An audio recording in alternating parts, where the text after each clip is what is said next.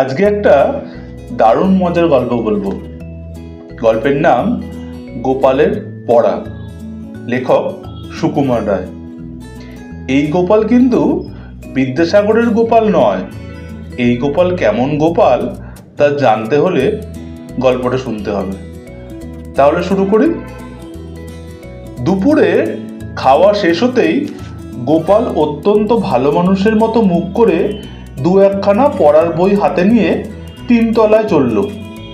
মামা জিজ্ঞেস করলেন, কি রে গোপলা, এই দুপুর রোদে কোথায় যাচ্ছিস?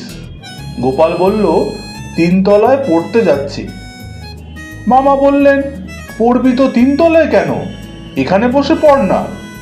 গোপাল বলল, এখানে লোকজন যাওয়া আসা করে, ভোলা গোলমাল করে, পড়বার সুবিধা হয় না।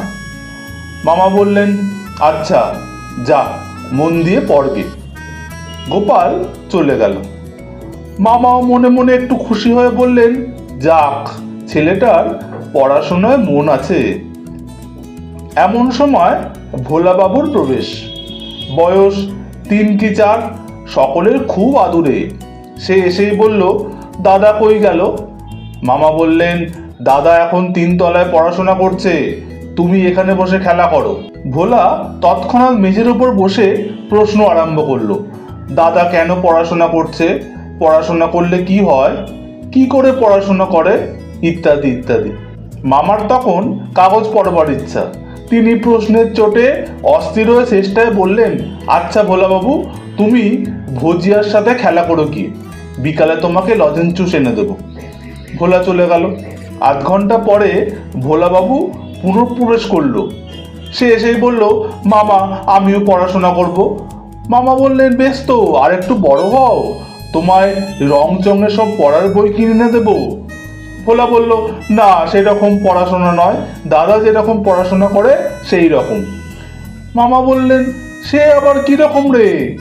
ভোলা বলল, হ্যাঁ, সেই যে পাতলা পাতলা রঙিন কাগজ আর কাঠি থাকে, আর কাগজে আঠা মাখায় আর তার মধ্যে কাঠি লাগায়, সেই রকম। দাদার পড়াশোনার বর্ণনা শুনে মামার চক্ষু স্থির হয়ে গেল। তিনি আস্তে আস্তে পা টিপে টিপে 3 তলায় উঠলেন।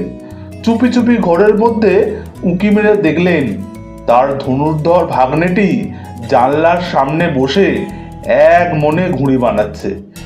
বই দুটি ঠিক দরজার কাছে তক্তপোষের উপর পড়ে আছে।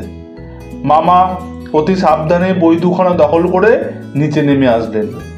খানিক পরে গোপালচন্দ্রের ডাক পড়ল। গোপাল আসতেই মামা জিজ্ঞাসা করলেন, তোর ছুটির আর কদিন বাকি আছে? গোপাল বলল, 18 দিন। মামা বললেন, বেশ পড়াশোনা করছিস তো, নাকি কেবল ফাঁকে দিচ্ছিস? গোপাল বলল, না, এই তো এতক্ষণ পড়ছিলাম। মামা বললেন, কি বই পড়ছিলিস? গোপাল বলল, সংস্কৃত।